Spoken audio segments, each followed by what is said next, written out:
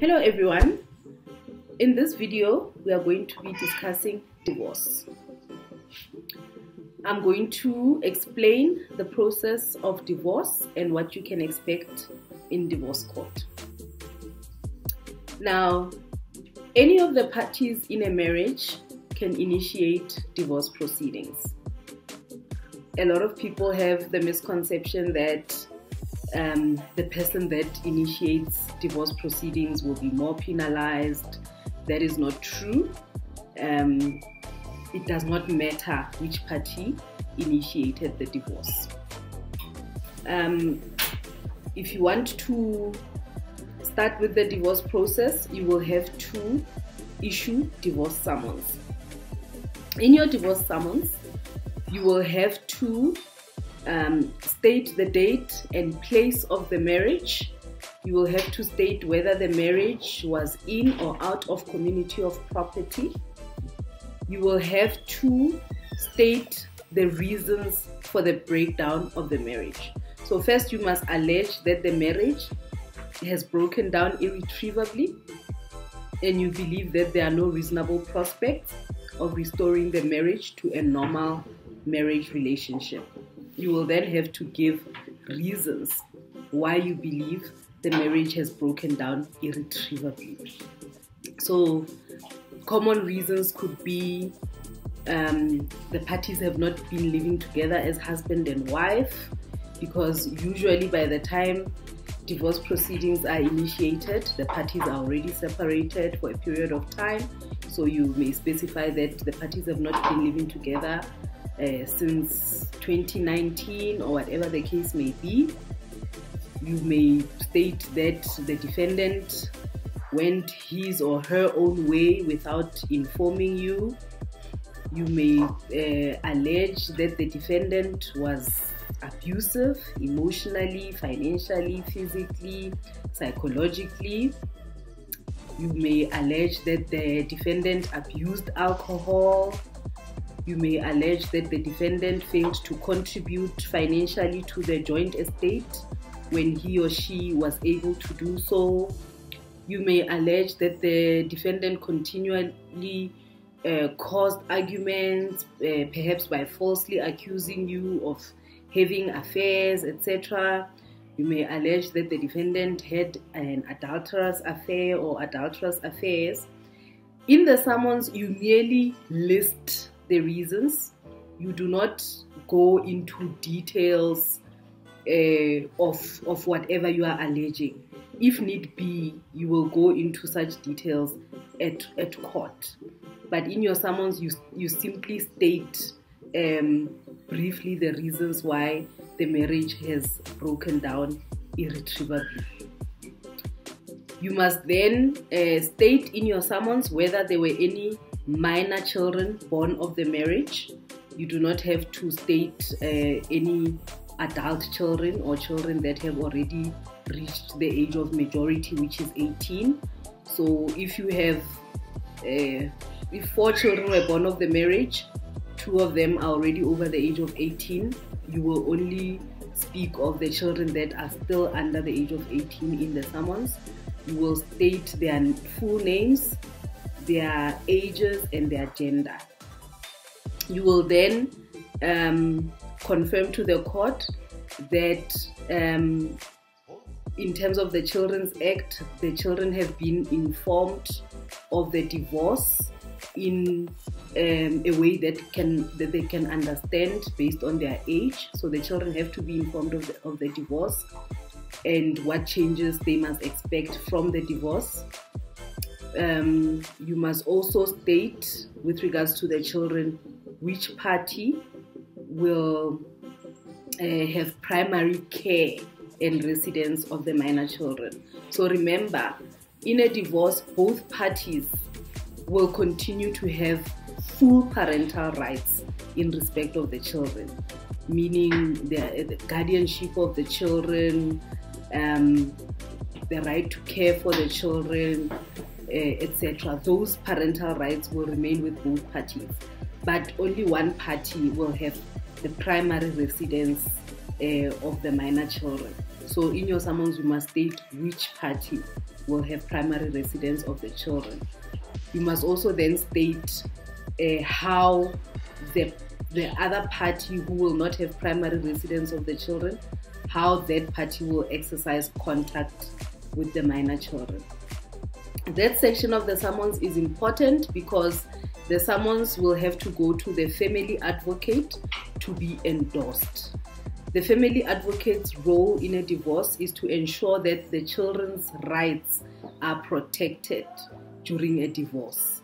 So the family advocate will check what the summons are stating with regards to the children and whether those arrangements are in the best interest of the minor children. And if the family advocate is satisfied with the provisions in the summons with regards to the minor children, then the family advocate will issue an endorsement. A divorce court will not order a divorce where there are minor children without the endorsement from the family advocate. So it's very important that what you require or what you ask for in your summons with regards to the minor children is not unreasonable. You must not try to penalize the other party, deny them access to the minor children and all of that, because then the family advocate will not endorse that. In your summons, you must also speak to the issue of assets. Now, in a marriage in community of property, the legal position is that the assets and the debts must be divided equally between the parties. Now, the court will only depart from this provision if one of the parties has brought an application for forfeiture in terms of Section 9 of the Divorce Act. That is when one of the parties makes out a case that basically says, based on the duration of the marriage, the significant misconduct on the part of the other party, the other party will be unduly benefited if the court does not order that that party forfeit part of their benefits in terms of community of property. So that means unless there's a specific application for forfeiture, there will be equal division of the assets of the joint estate and the debts of the joint estate. The only time that this can be changed is if one party has applied for forfeiture. So basically, if you want your spouse to forfeit their benefits in terms of community of property, you must say to the court something that will be viewed as a serious misconduct under the circumstances. Then the court will consider that application and decide whether or not it is just and fair that that spouse be ordered to forfeit part of their benefits in terms of community of property. In the absence of that order for forfeiture, both parties in a marriage in community of property will share their assets equally. That includes pension. If one or both parties have a pension fund, then the other party will have the right to claim 50% of their spouse's pension interest as at the date of divorce. So the pension fund will have to calculate 50% of what was in that spouse's pension fund on the date of the divorce. And the pension fund will have to pay over that 50% amount to the non-member spouse. That's what must be contained in the divorce summons. Once the divorce summons are drafted, the summons will have to be issued at court, meaning they must be assigned a case number and registered in the register of cases at the divorce court. The issued summons will then be delivered to the sheriff of the court with instructions for the sheriff to serve the summons on the defendant. Now, with divorce proceedings, summons have to be served personally on the defendant, meaning divorce summons cannot be attached to a door or a gate or given to someone else to give to the defendant. The sheriff must ensure that those summons are personally handed to the defendant themselves. Once the sheriff has effected personal service on the defendant, the sheriff will then generate a return of service which confirms that the divorce summons were served on the defendant on such and such a date. Then it will be up to the defendant whether they are going to be defending the divorce action or not, and they have 10 days within which to do so. Usually at this stage, the parties can then enter into settlement negotiations with regard to the material issues surrounding the divorce.